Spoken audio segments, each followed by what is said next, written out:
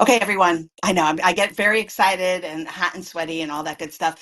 Okay, welcome to Adrienne Barker Speaks. And yes, I know that he's handsome. My guest is brave, bold, good looking, and his name is Evan Turk. And I don't know anything about him. All I know is that he was very patient because we are streaming live on Chatter Social. And Kate, thank you for being in the room. If you would like to speak, we would love it. Evan, we're on this app. So we're streaming live on like three places on Facebook, two places on YouTube, one on LinkedIn, one on X, and live with Chatter Social. Kate, are you able to unmic and say hello? I am. Hello. I was just sent over by JB to tell you that he's back in the room if you wanted to go in there. If it's not That's too late. I could stream live there. Yes, ma'am. Okay, that sounds great. So everyone, I'm going to. Oh wait, I don't even think I need to be right back. Be patient with me for 1 second. I'm going to just go into another room. Thank you, Kate, so much. I think this is really exciting. You'll be able to hear from a lot of voices. Evan, this will be an experience you've never seen before. So, okay. So he made me a moderator in the other room. He said he will when you come back if you're not in there right now. Oh, okay. If he could do it, I'm going to stop and I'm going to see if I'm in there. Evan, just hold. Okay, hold on. Sorry about this. Let me go in. Let me close this for a second.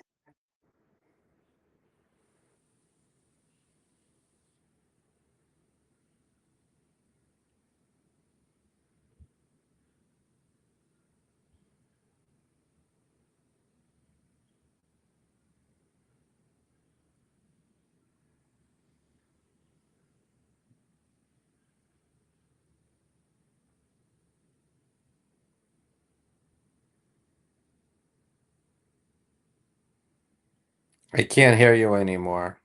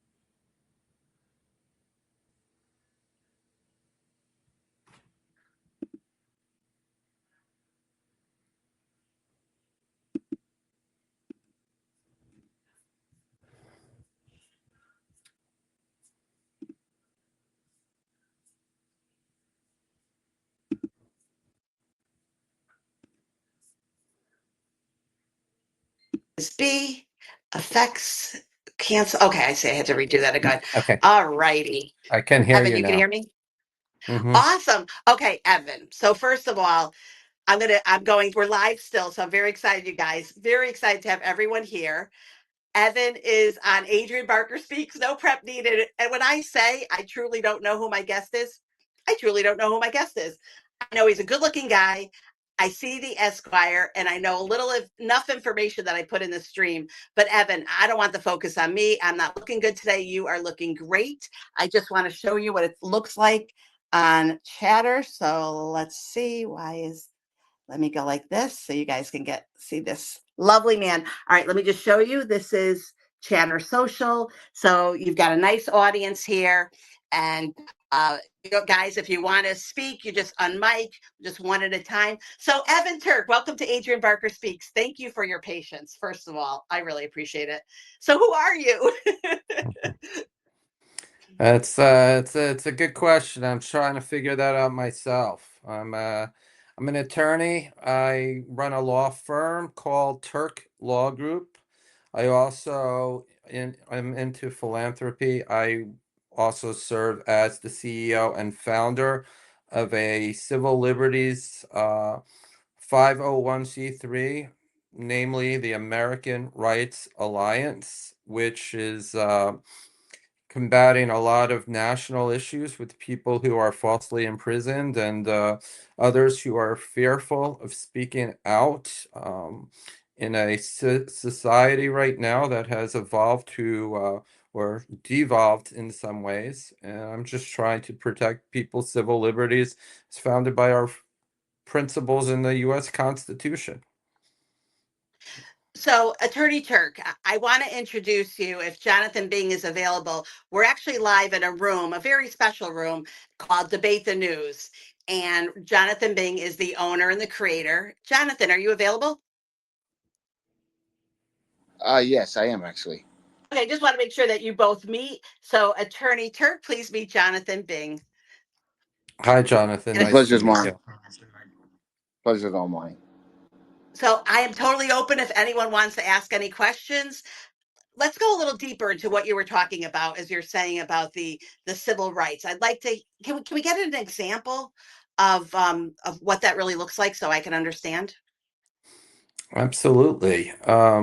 We have a woman by the name of Tina Peters is one of our clients who's in jail right now. She was head of county supervisor of elections that during the 2020 election, they asked her to destroy data which would have breached the federal law, election law. And in the state of Colorado, they demanded that she did it. She backed up the information with a whistleblower, and now she's in jail with an 8-year sentence. So we're trying to get her out of jail. This is completely unconstitutional. Somebody who is trying to protect election integrity shouldn't have an 8-year sentence, should have no sentence whatsoever. 76-year-old woman with no prior criminal history whatsoever. We have a ton of people who have been weaponized because they've been outspoken and now they're either serving time in prison or have civil action, civil warfare, political warfare against them. We have a lot of national cases on that. We're doing a lot of pardon work. We just got a pardon from somebody after the president gave everyone in January 6th a pardon. This one judge decided that that wasn't appropriate and put him back into jail. So we got a full presidential pardon 2 weeks ago. We're just doing a little of everything. We're not a political organization. We are here to help people based on a constitutional principles.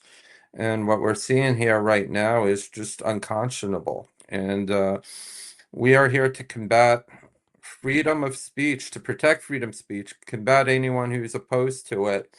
We have no society without that freedom of speech. Without that, we can't be free to do what we need to do to make grievances to the government, to speak out for what we passionately agree with. And even though we may not agree with everybody, we also try to protect those freedoms of speech so that they can say it, just like you and I can say what we want to say. I can say anything, but not there's a bomb in the airport. Right? You'll be surprised. Well, I wish it was that easy, but not anymore. We're seeing people who have been weaponized, criminalized by a weaponized system. So it's just really, really incredible. And you see countries like England where people don't have freedom of speech on social media, Canada as well. If we don't fight it, it's coming here next. So, we can't just take these freedoms lightly because they're slowly taken away from us. Thank you, Attorney Turk. So, so explain to the audience that's listening regarding. I saw President Trump's name in your bio, and then I saw a Donald Trump Jr.'s names, just so that we can understand where they fit in, or that you were attorney with them. If you could share that, just so that I understand it and the group understands it. So I work with an attorney named Peter Tickton. Peter Tickton has been practicing law for over 50 years. He went to military school, high school with the president. So Peter says he's his oldest friend. I said, that's because you are his oldest friend. He's known you since high school. And we were able to help and represent the president through Alina Habba, who appointed Peter as local counsel. So we've done a lot of things, and now with the help of Donald Trump Jr. and others, we are able to form this organization in a way and run this organization in a way that is very helpful to spreading the message and to really get what we really need to protect protected so that we have a country to give to our next generation. And I keep saying this is not a political organization. It's not, you don't have to have a Trump philosophy or a conservative Republican philosophy. You have to have an American philosophy and an understanding of what the Constitution meant, what it means, and why it's worthy of being protected. So, Attorney Turk, as I said, we're live on Chatter Social, and Jonathan Bing is the owner and the creator of Debate the News. And part of what he does is really allowing us and giving us a voice for those that come in to debate. Lovely, and we have both sides coming in. And I'm not the greatest when it comes to these kind of conversations. But my first question is really, is someone finding you, or are you seeing a story on the news and saying, oh, this is someone that we can help? How does the initial contact work? People are finding us. We do a show on a network, a national network called Real America's Voice. It's called A Case for America. We air that every Saturday at 4 o'clock. It's an hour show where we overview the cases that we're highlighting that are pretty much unconscionable. So that audience finds us. I would imagine there's quite a bit of people that watch that show, and we're never short of work. Unfortunately, there's so much problems that are out there that we can never stop 7 days a week. So we're not marketing ourselves. I guess, talking about being on a podcast, I guess this is marketing the charity and one of the reasons why I do it. But we're not readily marketing ourselves. The cases find us. Got it. Got it. Have there been more cases in the past, let's say, 5 years? I mean, our charity has been around for a couple of years now, so um, we really started out to help people in January 6th. Um, if really you understood, or in the audience understood what truly happened, I think most people would be shocked because it's not what you heard on mainstream media.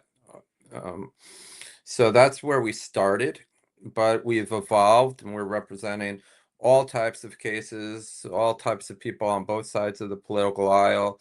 What we're really trying to do is keep America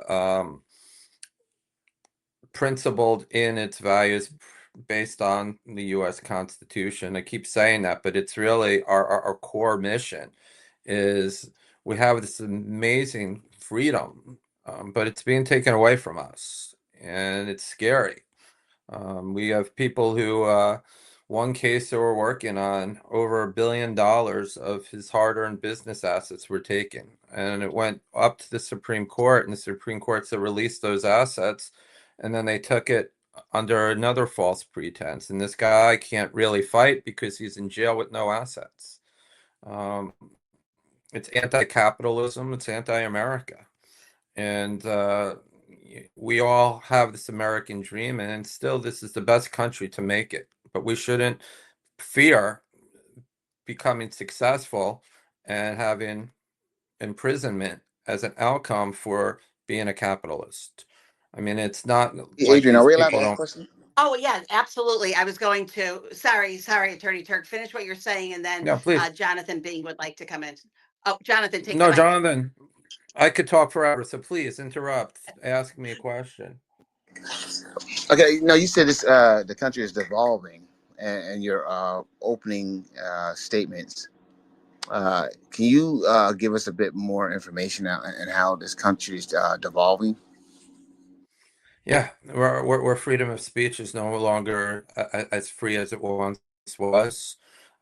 We have a media that if you say anything, you're going to be taken off a platform.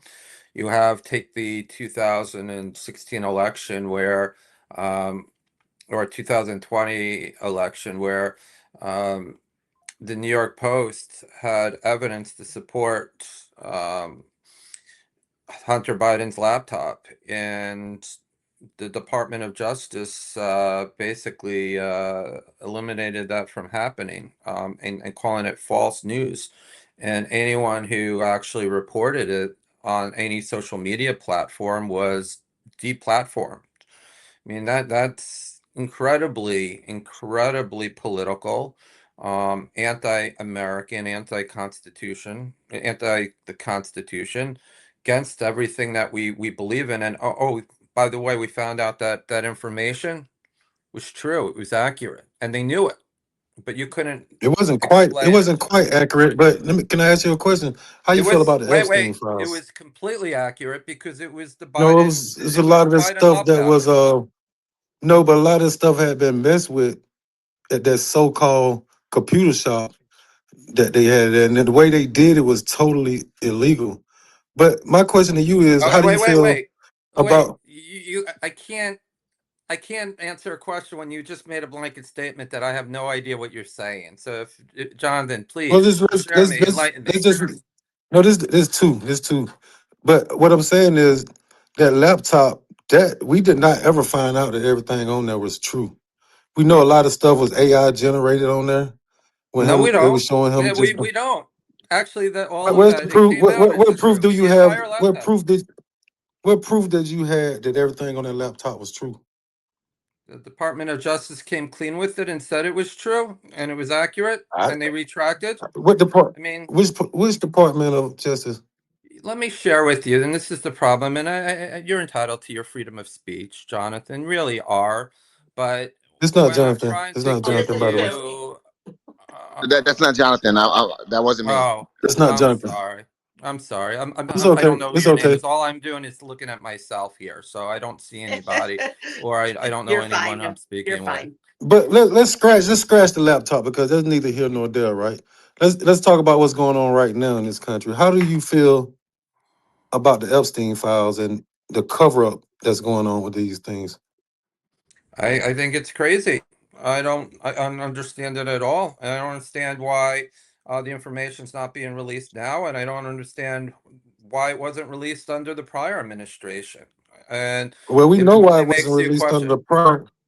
We know why it why. wasn't released under prior administration because it was appeals going on, and you can't release that stuff during an appeal because it could hurt the case or whatever. But right now, while Trump had the ability, just say Biden could have did it. Okay, he was wrong for not doing it. Trump got the ability. Him and his DOJ got the ability to make it right. Why are they fighting tooth and nail to keep this stuff from being released? Do you think they're covering up for other people, or Trump is covering up for himself? I don't think Trump is covering up for anybody. He told everybody, release the information. I don't know why the people in Congress are fighting it tooth and nail. I mean, there are certain congressmen, whether they're Republicans or Democrats. I mean, some happen to be Republicans, and makes you question all of that. I'm not here to support what happened to the Epstein case, and I'm not here to be political and say, you know what? If this looks bad against one side, then let's have a different answer than if it looks bad to the other side. I'm trying to be apolitical here. I do not know why the Epstein file hasn't been completely released, and it scares me and it shocks me. And that's what we do as a charity. We have a right to get information, right? We have a right to know what's going on. And at the highest levels, why isn't that information being I, released? Why? Since we know certain people that were there on the Epstein plane. Take Bill Clinton was there 27 times, Mhm. I believe. Why isn't there He even was an at Donald Trump. official He statement? was at Donald Trump. He was at Donald Trump wedding. It seemed like him and Donald Trump were really close friends at one point. But my Who's thing that? is, it was all Epstein and Donald Trump. They were really close friends. Epstein was at his wedding, and it seemed like they was very fond of each other at one point. My thing is, it was all Republicans that was fighting against. 100% of the Democrats voted to release him, but Yeah, I we only mean, had, I think, I at don't. one point only four. I think only four Republicans voted to release it. The other ones didn't. No, I think That's four that's a voted to red not. flag, right? No, I think four voted to not release them, and the rest did. And No, I no, agree no, with no, you. no, no, no, no. Absolutely. Hold on. Like you told me, we can't just run past that point. It was only Yeah, I'll four. look it up. I Let me think look at it right. Let me look it Marjorie up Taylor right Greene now. was the lead in that effort, and she couldn't get one more. I think they needed five, and she could only get four. If they would have got five, it could have been released. My numbers might be off by one or two, but the Yeah, let majority me of the look. I'll look Republicans it up voted right for it. now. How many Hmm. Attorney, Republicans blocked the Epstein files?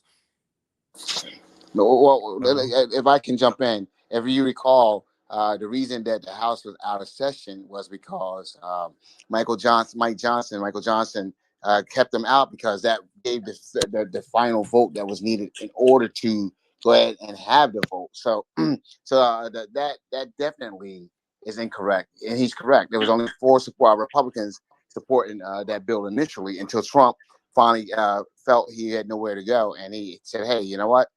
Go ahead and vote for it." So he's absolutely 100% correct in that assertion. Also, you did make that I'm statement where you sorry. said that. I'm sorry. You're saying 100%. This is the problem we have when we discuss these things. Somebody says it's 100% correct, therefore it's 100% correct without fact checking it and without knowing what the truth is. So I can't just allow that to happen without fact checking it, because I Okay, don't go think ahead. it's You're more than welcome, completely fact check it. accurate. But Yeah, if you fact want check to it. make a We point, completely talk about this every day. It only take you like 10 seconds to fact check it. I'm fact checking it now. It's taking more than 10 seconds, and that's not true. Over 300 unique instances, but no single tally exceeds 211 House votes to block it.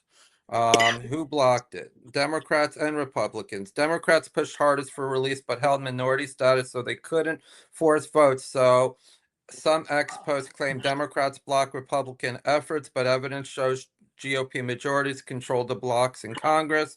Current Thank you. status with the bill signed, I mean, I don't see four people, a majority. With the bill signed, full release is imminent. Partial docs already show Epstein ties to figure across parties. For example, Bill Clinton mentioned 50 times, but now no new charges. No evidence implicates Trump in crimes despite speculation. I mean, so a lot of what we were just discussing is not factual. It's what media site you hear and how the news you want to hear it to be disclosed and But nothing dispersed. contradicted. Nothing. Yeah, Sir, yeah, nothing four contradicted. Nothing people. contradicted what we I just don't said. see I don't see four people, all but four people, all but four So you must not Republicans. keep up with the news a lot. You don't remember it was Marjorie Taylor Greene. I can't remember the three. I'll get the names in a minute. But early on, that's why Yeah, she was please showing up do. right before Charlie Kirk got killed. She was leading the way. If they would have got five Republicans, they would have had enough votes to release him. They could only get four. They couldn't get But that one again, person. And then hold on one second. And then when they got I can't remember the woman name. She won, and Mike Johnson Arizona. refused in Arizona. He refused to swear her in because her vote would have got them released, and he went weeks without swearing her in, and and it went through the shutdown, and they finally swore I her don't in, and know. they finally I don't know what you're talking about. I don't know who he is. that's convenient. So I'm And I Mike, don't know sorry. Mike who Johnson. I'm Mike sorry. Johnson, It's the convenient. Mike Speaker of the House, Johnson. Mike wait, Johnson. Okay. two. So I what just did want to Mike be clear. Johnson do? Okay. Just don't let's not talk over each other. Attorney Turk is a guest of mine on Adrienne Barker Speaks. We're live on the podcast and we are streaming out to about 10 locations. So just when you speak, just let it be a conversation. We won't talk over each other, and then introduce yourself too. Two's name is actually TOO. That's how he goes on with this app, and we all love him. But two, just and I'm not even sure too if you were here when Evan Turk, the attorney, introduce himself and what he actually does. So I'll finish the conversation, and then Evan, maybe we could just do a quick reset so you can I'm share good. I'm again. good. I bow out. I didn't know what type of. I don't know what type it is. I'm good. I bow out. I No, ain't you're got. I don't know but one way. I go 100% or none at all. I'm sorry. I didn't know this was being broadcast out. No, no, no. We love your passion. I think that's great. And I think Attorney Turk doesn't mind. It's just, it can be confusing sometimes. But Jonathan, did you have other questions regarding exactly, what Attorney Turk actually does when it No, comes? no, not at all. It's he is clear. I mean, and the truth can be confusing at times. So, and I get it. So I'm going to meet up a little bit as well. So Attorney Turk, what you're on the podcast, and I'm so thrilled that you said yes. I usually do business podcasts, so I don't really talk politics. I on DTN, it's very rare that I speak Mhm. up. But my question to you is what so you're on the podcast. What are you hoping to achieve? Like what is our goal? What how can we help you? I just like to get our name out there. I don't mind having debates with anybody. As Good. long as it's respectful, I don't want to be disrespectful to anyone else. And I like to really learn about other opinions because we all can be wrong, right? But to answer your question is I just want to open um, the charity up to all people of all different opinions because we're not a conservative or Republican driven 501c3. We're not political, we're apolitical. We're just trying to protect what I think all of us could agree on is the First Amendment, the freedom of speech. Shouldn't be based upon just what you agree with, but it should be, most protected in the things that you disagree most with. Because if we don't have an open discourse and a public discourse of conversation, then we no longer have a free country, and we don't have a country which, you know, has stood the test of time since the beginning. But free speech also allows us to evolve to get rid of things that we were against. But the thing that we should never ever take away is our ability to address our opinions, even if we're wrong. I love that, Attorney Turk. And I think you would actually enjoy the room, the Debate the News, Chatter Social. So we're live on Chatter Social. I'll send you the link for the listeners, CHATTER Social. You can find it in your app store. You can look for the website, chattersocial.io. And that's exactly what we do every single night is really have some fantastic discussions. So how are you raising the funds for this 501c3?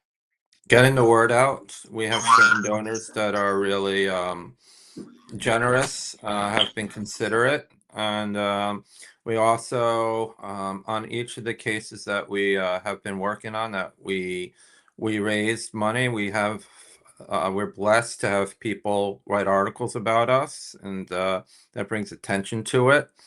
And we also do fundraisers, calls, networks, you name it, we're doing it. Because when you have somebody who's behind bars or somebody who you would be amazed that they're being either criminalized for something that's not criminal whatsoever, or their First Amendment rights are being taken away and they can't speak up. It gets really expensive when you need to hire legal representation, but it is critically important. So what we You do, know, like, Go ahead, Jonathan.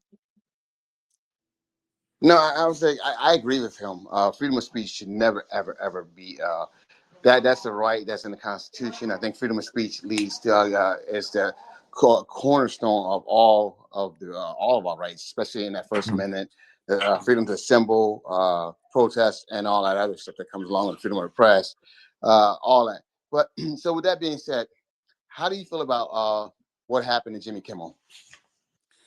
see, I don't like the fact. I mean, I think what Jimmy Kimmel said was despicable, but I don't think he should have been taken off his platform, and that's really what we are here to protect. And I mean, I may not be the biggest Jimmy Kimmel fan. Um, I knew Charlie Kirk personally. I was on the board of Turning Point USA.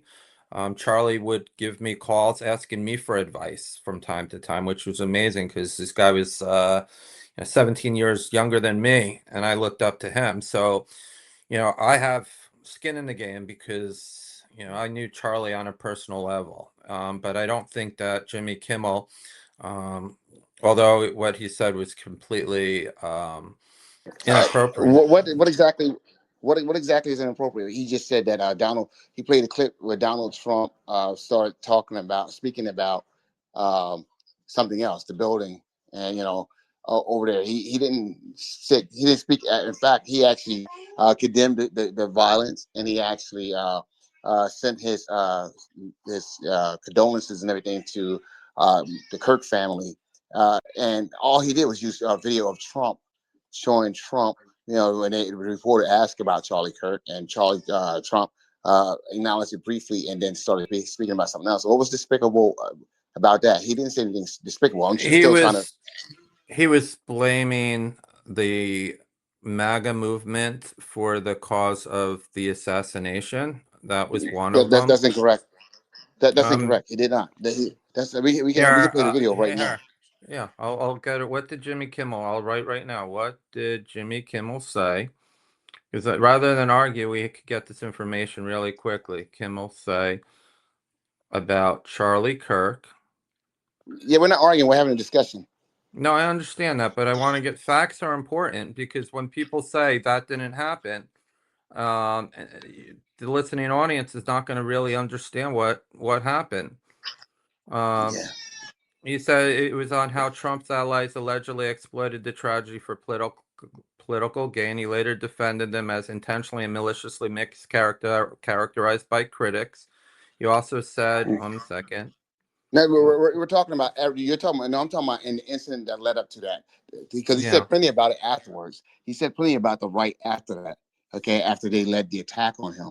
But what did he say in that moment to cause the outrage? Let's facts matter, right? And context Yeah, matters as well. exactly. I agree with both of those Hey, guys, statements. What? and 1 second, guys. Adrienne said that we're allowed to ask questions. If anyone else wants to jump in and ask a question, please.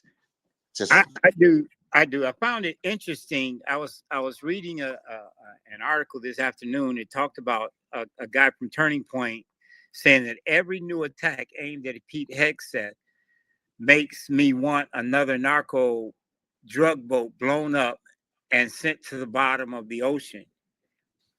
I Okay. think so. Go ahead.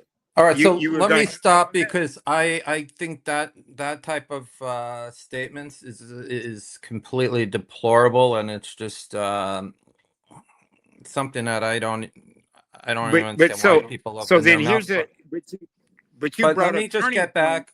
Let me get back to Wait. what was Let asked. me finish. Can I finish my statement says that Yeah. Turning Point USA spokesman Andrew Calvet posted that Thursday on X. So when is free speech okay and when is it not? And it's Okay, so coming when we talk about the rhetoric that was said about Kimmel, it was nowhere near what this guy just said from Turning Point. From an official from Turning Point said that, and has been quoted in an article about defending Pete Hegseth, the Secretary of Defense actually turning a turtle with a rocket launcher thing on his personal stuff to say, hey, look, we can blow these people up, whoever we want. That's crazy to me.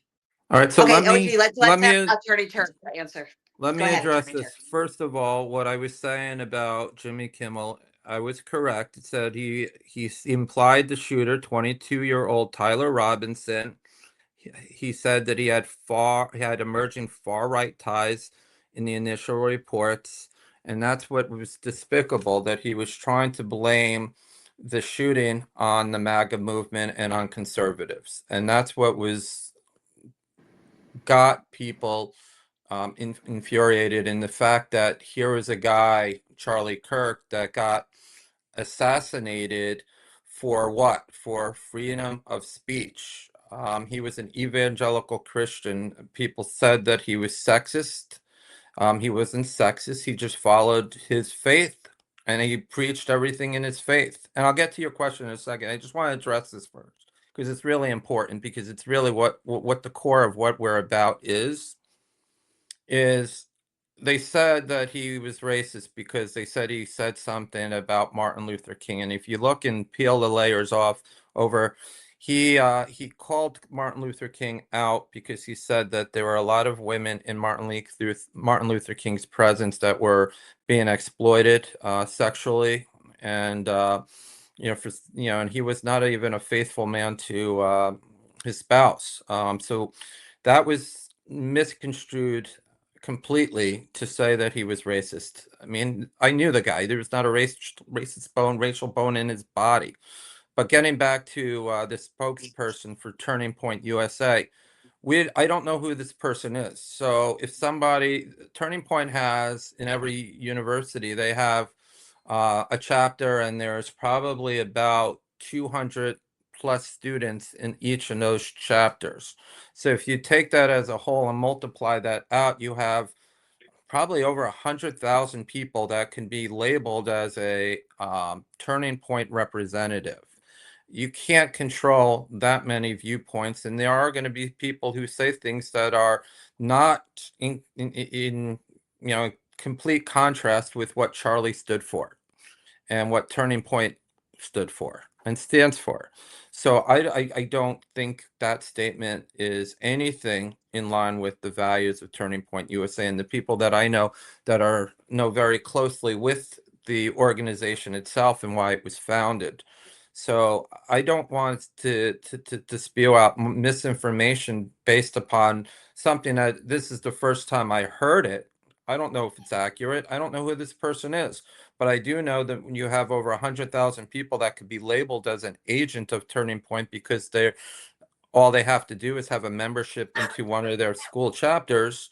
I mean, you could find that in every single organization. I don't think that is the direction we should go because we'll never ever actually have an understanding because we'll be spewing misinformation out there because we have bias agendas. We focus in on aligning our bias, all of us, including me. And that's why freedom of speech is so important, is let me understand the other side's viewpoint because let me find out why I am wrong. And quite honestly, I am wrong often, but I'm willing to Yeah, accept that. because you're a little bit wrong about Charlie Kirk because he had a lot of bigoted and racist statement outside of what you just said. Because he said that ain't exactly that's not the only thing he said about Martin Luther King. He said he shouldn't have a holiday. He said a lot of things. Do you agree or disagree that he made a lot of bigoted and racist statements? I have not heard a Charlie Kirk. single bigoted or racist thing that he said. Read the context of what he said about Martin Luther King because I wanted to know. I think that he just followed I know the core of me knows that he followed the evangelical Christian Bible to its core, and he did not have a racist bone in his body. And it's funny because I I don't have know if you something to know. say when you're done. Yeah. I don't know if you know who I want to Candace get Owens is. Wait, you guys. We are live on. We are live not only just on Chatter Social, but 10 platforms. Attorney Turk is my guest on Adrienne Barker Speaks. I had no idea who he is because I don't prep, so there's no fluff. So one at a time, and then we're not can, going to argue. So two. Adrian, am I Oh, allowed to finish? Because there uh, was a conversation that he was finishing up, and I just wanted to sure. go That back. Can he sure. can he finish? Can he finish explaining about why Charlie Kirk ain't racist? He don't have a racist bone in his body. hmm I mean, I've known him personally. One of the things that I think around 2011 or 2012, I went to Dallas. They had an event for Turning Point. This is right when I got started into Turning Point USA. And I got to be backstage with Charlie. It was a women's event. And he was looking out at the audience, and there was probably, I'm guessing, maybe, let's say, 15,000 people in the audience. It was a big convention and the convention hall that was hosting it right by the airport. And I said to Charlie, I said, the one thing you really have to focus in on is look at this audience. What do you notice here? Um, and I said, joking, but with truth is that if we had to have crayons to color this, we would only need the lightest shades of the rainbow. And we need diversity. If you're a conservative organization, you really need to capture everyone. And we had a nice conversation about what he's doing and what he's trying to accomplish and how he feels. We just had a personal conversation. So I got a good understanding of his heart right then and there. And then the next couple of weeks, there was another event in West Palm Beach, and there was a dinner, and I got invited, and sitting next to me was Candace Owens. And that's when he hired Candace Owens, who I'm not a big Candace Owens fan. I think what she's saying about Judaism and Israel is completely inappropriate and unconscionable. But at the time, it was him listening and realizing that we do need, he does, Turning Point needs diversity. And they have, organizations within the organization for diversity. And they have, not only do they have women's events, they have events for minorities, they have a Black annual convention. I mean, they do a lot to capture diversity. But I think people take him out of context, and I cannot imagine somebody who I knew quite personally. I just didn't see an ounce of racism in his body. And people take what he said for being evangelical more so out of context to support a position. And one of the things that's really challenging for me is to have open dialogue where every time you have a disagreement, the other side is going to call you racist.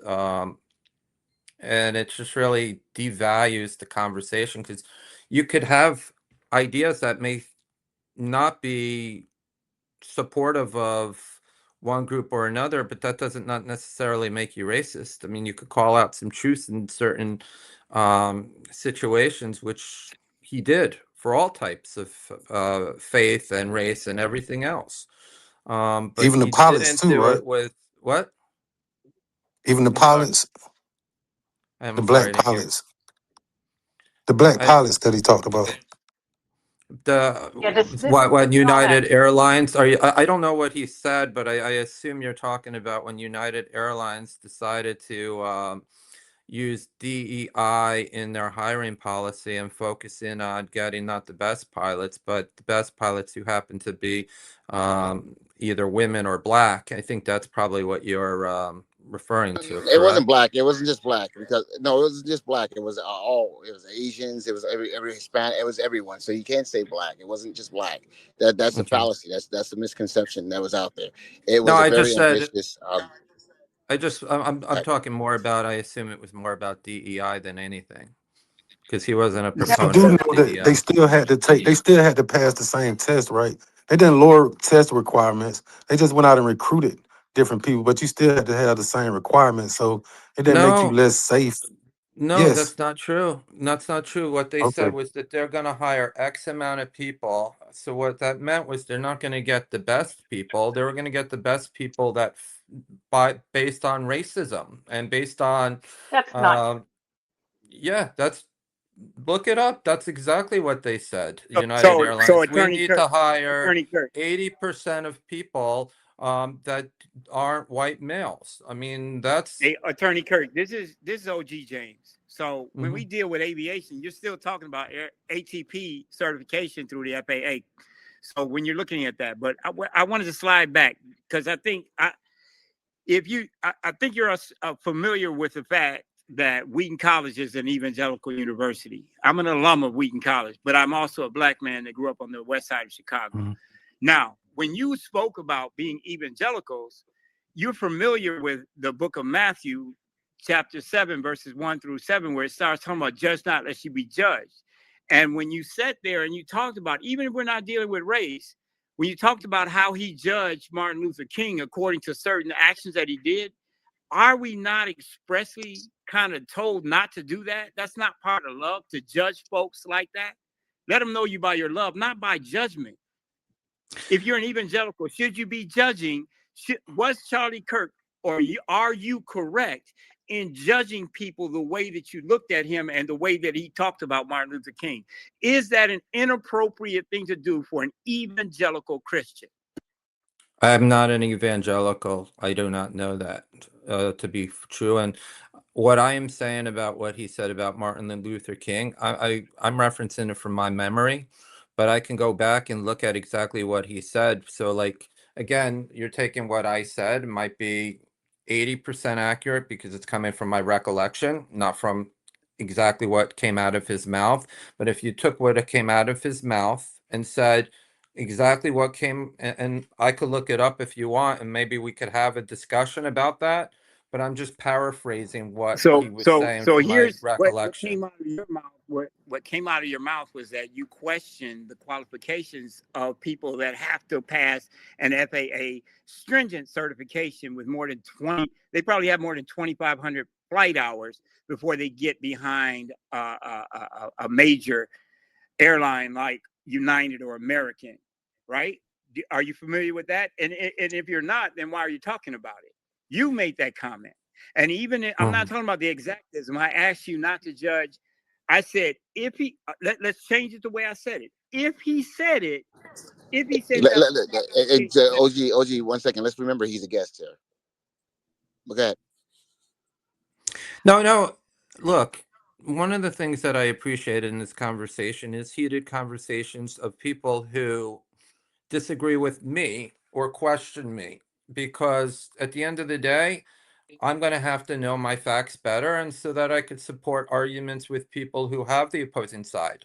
It's easy when you have conversations with people who just are yes people because you're their friends and they agree with you and they say you're right, you're right, you're right, but they don't challenge your thinking. But it's much more beneficial to have somebody who completely challenges everything I say, because words do matter. So I do not want to mislead or misconstrue an audience based upon a recollection of what was done, what Charlie said, or about the FAA. My whole point, from my recollection, is that I don't honestly care what the color or the race or the religion or the gender of the pilot. I don't think that has anything to do with putting the best pilot, hiring the most qualified pilot. But that should not, race should not be a deciding factor in that.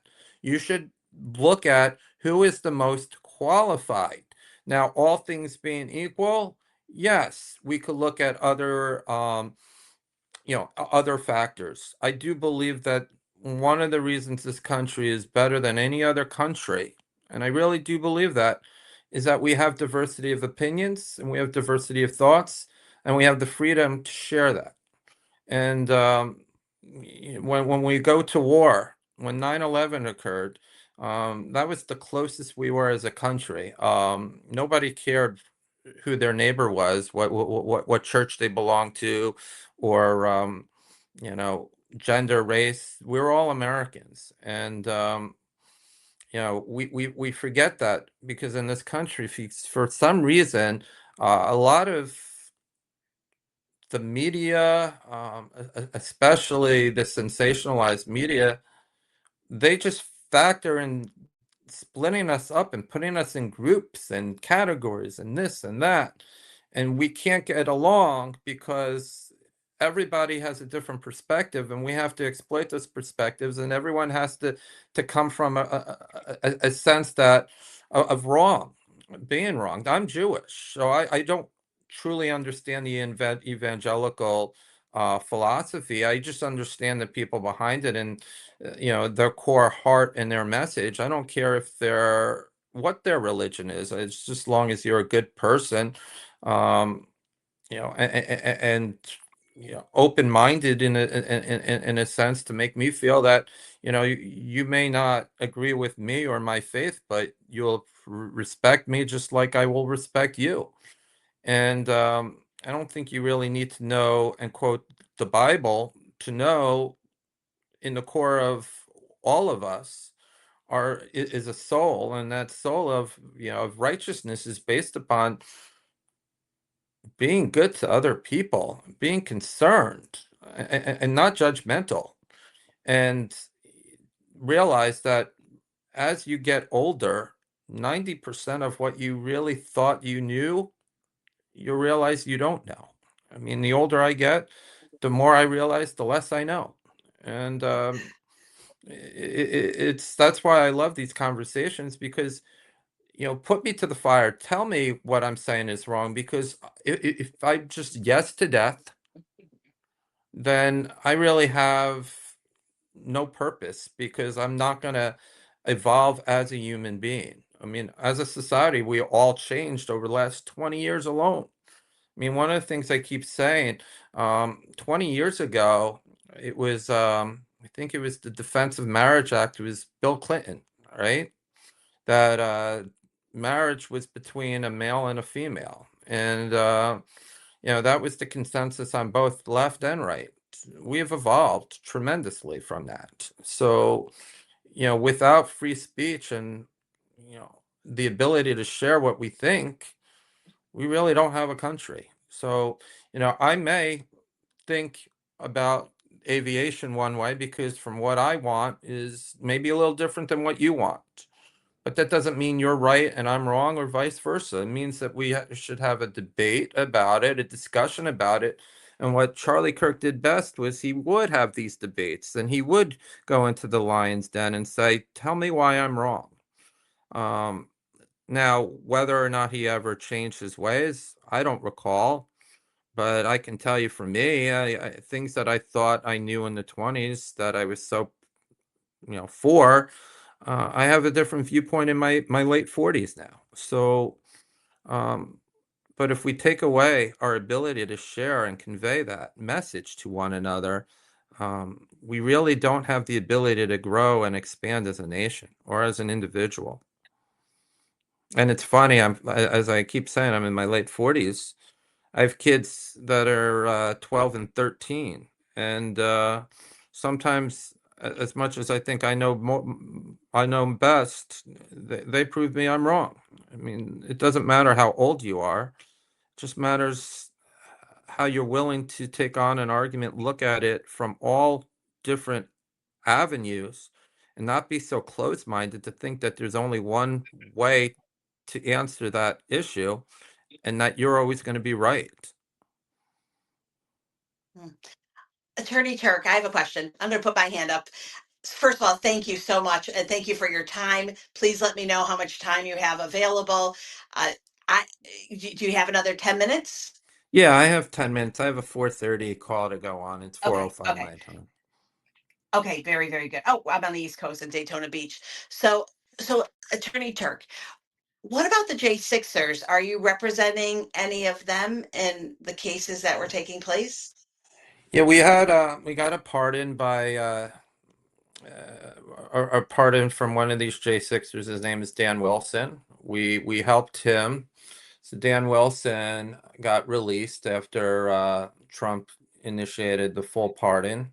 And one of the things that we have to take a step back in, and I don't think that people realize how sick and deranged this could be. So whether or not you're on one side or the other side of J6, I could tell you a lot, but we don't have enough time so that you at least understand my perspective on this, okay? But with that being said, you have people who they knew where they were already talking to the DOJ and to their lawyers, and they knew that they were going to have to surrender at some point. And we had somebody who we worked very closely with. His name was Trennis Evans. He was a part of the charity. Now he's an advisor to the charity, and he walked through the Capitol building with a megaphone and a bottle of fire whiskey or Fireball. And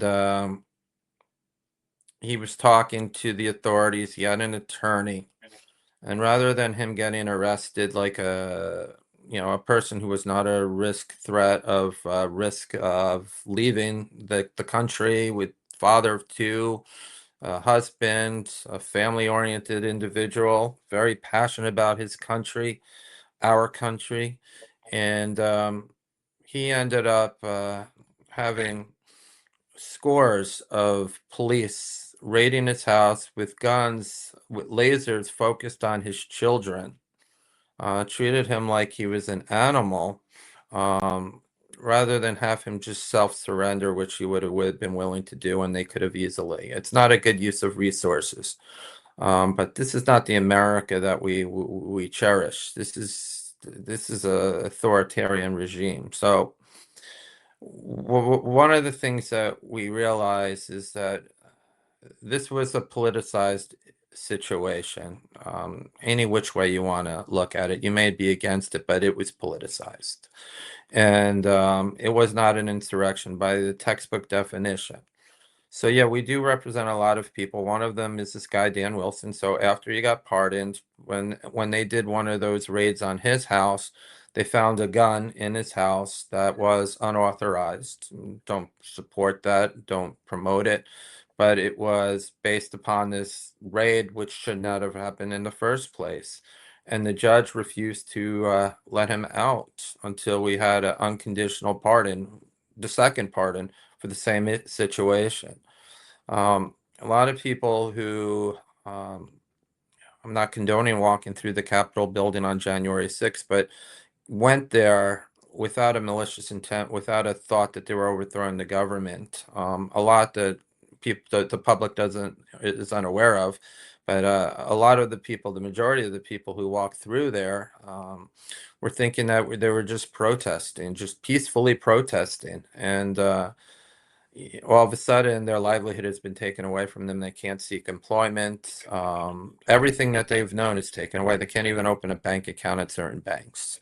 They were ostracized in their communities. They can't seek normal wages anymore. And just a lot of things that just don't add up. You have someone by the name of Ashley Babbitt who got shot, from what it looks like. It was a police officer, but we know that, but I mean, there's a lot of information that's just a little questionable, so I don't want to misstate. But why did she lose her life for protesting? She didn't have a weapon, she didn't have anything, but where's the outrage there? There is none. A lot of things happened that day, and a lot of things that we don't have answers to. And so what we're trying to do is to understand this so it doesn't happen again. So people, they have due process. There were people there that were there behind bars for months before they were even charged for a crime. There was somebody who wasn't even in the Capitol building that we're helping out, that he was with a reporter from, trying to think of it, was Rolling Stone magazine, I believe. And they got him for trespassing because he crossed a barrier unaware. They put him in solitary confinement for 17 days. I mean, that's not America. That's not freedom. I mean, and these are the people that we're trying to protect and to get them back to society. And unfortunately, this is a side that people don't know, because people's political aggression, and I say that correctly, political aggression. They believe what they want to believe, and they have so much animosity towards the other side that they're not willing to even understand that the other side has a perspective, and that person might be a friend under a different situation. I mean, Do you it's feel just like not. all the Jan 6 people was treated unfairly? Is I that think your? the majority of them, but there were bad seeds. I think there were bad people. I think, like in any protest or any type of situation like that, there are people there that I don't condone at all. But two wrongs don't make a right either.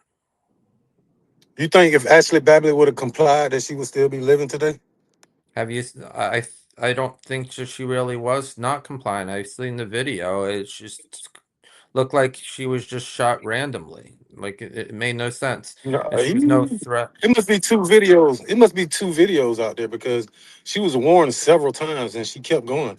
And when she stuck her head through that thing where all the senators and congressmen were, that's when she was shot.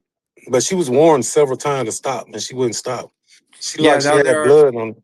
there are other videos that I don't know why they haven't been publicized, but if you've seen them, you would understand my perspective. But I really appreciate talking to you because you challenge everything I say, and rightfully so. So thank you. But I don't think she should have.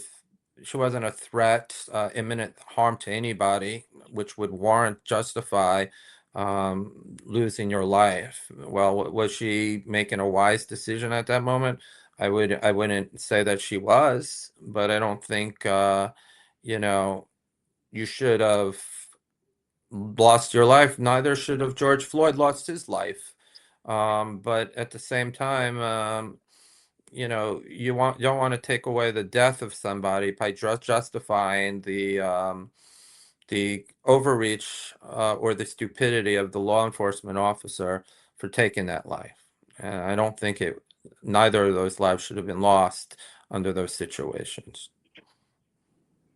I think it So was thank lucky that more people didn't get killed that day, besides the police officer that died and the ones that were brutalized. But it's There were amazing more. that There were more. There were, I more think, five people. or six. There were 5 or 6 people that I think. I'm sorry, I don't want to misquote. It might be 3 or 4 people, but there are other people that lost their lives there that nobody discusses, and it's wrong. But at the You same talking about time, protesters, or are you talking about? Are you talking about protesters? I'm talking about protesters All right. and law enforcement as well. And the people who got characterized as losing their life as law enforcement. One person 2 days later had a heart attack, but they put him in the list of people who lost their life to create the narrative that they wanted. And I'm not trying to support one political ideology over the next. I just think that we have been so split as a nation right now that it's hard to support something that doesn't support our political viewpoint. So everybody who's watching or watched January 6th, if you find out that they're on the right, they're going to say this was complete nonsense, and if they're on the left, they think the opposite. But I'm just trying to get back to decency and civility and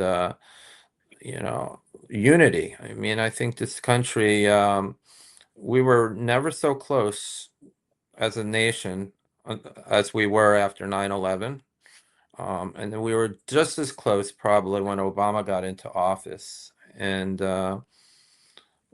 we are nowhere as close as, those times. And I think it's a shame. It really is. So, Attorney Turk, thank you so much for being here. Thank you what I'd like to do is ask you to share how we can help you. I absolutely believe in our freedom to speak. I appreciate everyone on Chatter Social and Jonathan Bing, especially for allowing us to host this live in the room. Again, it was unexpected. And I know that you need a few more minutes before you go to your next meeting, but we'd love to have you on Chatter Social, and it is a free app. And maybe you can use this sometimes when you're looking to figure out like what the jurors are going to think or what someone to debate. You'll have Yeah. plenty of both sides. In No, the meantime, how can we help you? Well, first of all, my charity is the American Rights Alliance. You look up americanrightsalliance.org. We're a 501(c)(3). We're not, I keep saying this, we're not politically driven to just go and address one side or the other. We want a country that is united and has the ability to speak freely, not be told what to speak, and to, you know, be controlled to share just one opinion. I love the audience. I love the conversation today. I wasn't expecting this at all. Just like you going on this. My staff puts me in front of these audiences, and sometimes I like to go in them cold, and sometimes I'm playing softball. But today I feel like I was in a boxing ring, and I enjoyed it. So I appreciate the diversity of opinion, and I appreciate the civility of it as well. And the knowledge base of those who went and spoke from the other side. So I thank the audience for putting me up to a challenge that I wasn't expecting. So I appreciate everyone's time. Unfortunately, I have to get to another meeting in 13 minutes, but thank you again. Thank you so It was much. great speaking with you too. Thank you too. No, I just Thank you Yeah, want it for to say, really everyone. was. it was great speaking to you, Attorney Turk. I think you should come back on here. Man, we have very spirited debates. I think you'll like it. You'll learn, and we can learn from you. But we definitely need more people with different perspectives. So I think you Yeah, should download the app and come into this debate the news and wrestle with yeah. us sometime, man. That'd be I great. think I think I have to. It's only going to make me a stronger person, and if I practice what I preach, this is really where I need to go. I need to be challenged, not just by yes sir, yes sir, yes sir, but people who say no sir, you're wrong, and let me show you why you're wrong. So I appreciate all of you, and I look forward to doing this again. You got You to pull up, definitely are man. brave. They You make definitely are. Oh, go ahead, Dee. no, my bad. Go ahead. I was about to say So they make their own law up in here, so we need that's somebody to funny. know the real stuff. Yes, Evan, No, you'll have no, all the no. information. Jonathan, go ahead. I You have the actually, last word. no. I enjoyed them being here. That's all, and definitely different perspective. We have Cindy Stumple here as well. She was here, and I don't know if she's still here, but yeah. Oh, Cindy is here. I'm sorry I missed it. I would have been on the right side of this conversation, as we know. But I I needed actually tried to get we somebody. it was you called the last moment. I actually reached out to Grant Cardone. I think he was gonna try to get in here as well. I reached out to Grant to have him come in here and listen to this as well. But 100%, I thought Grant would have provided a lot more spark to this as well. But I got Cindy in here. I reached out to Cindy. Cindy is the top, one of the top luxury builders in the country, and the top female luxury builder in the country. So, Cindy and me, Attorney Turk. Yeah, that's my attorney. That's my claim to fame. That's it. It's going on my headstone. Yeah. All right. So I know Listen, Attorney Turk I has to hear go. you. I hear you went some rounds in here. Good luck to you. We all do it Yeah. every single night. How's that? Would you like to be us? Yeah, seriously. So Like I feel like you took I the feel beat down. I feel like I was saying I was playing softball and now I'm in a boxing ring, but I liked it. So I'll have to do it again. That's not true. You're gonna hang up and you're gonna roll your eyes and go, "What a bunch of schmigeggies," and move on. It's No, okay. Schmegegis is my favorite word. I had a fish named Schmegegi once, so yeah. Yeah, well, that's my favorite word when I'm in He this room. fits How's right that? in. So All thank you right, guys thank so you much. all. I Attorney appreciate Turk, it. I know you need to go. Thank you very much. You were really wonderful. I really appreciate it. Thank Thank you. you all on Chatter Social, and I'm going to end the stream right now. And give me 5 stars no matter what. Just kidding, Attorney Turk. Woo! I sweated a lot during this. Thank you so much. I really appreciate Thank you. it. Thank you. I appreciate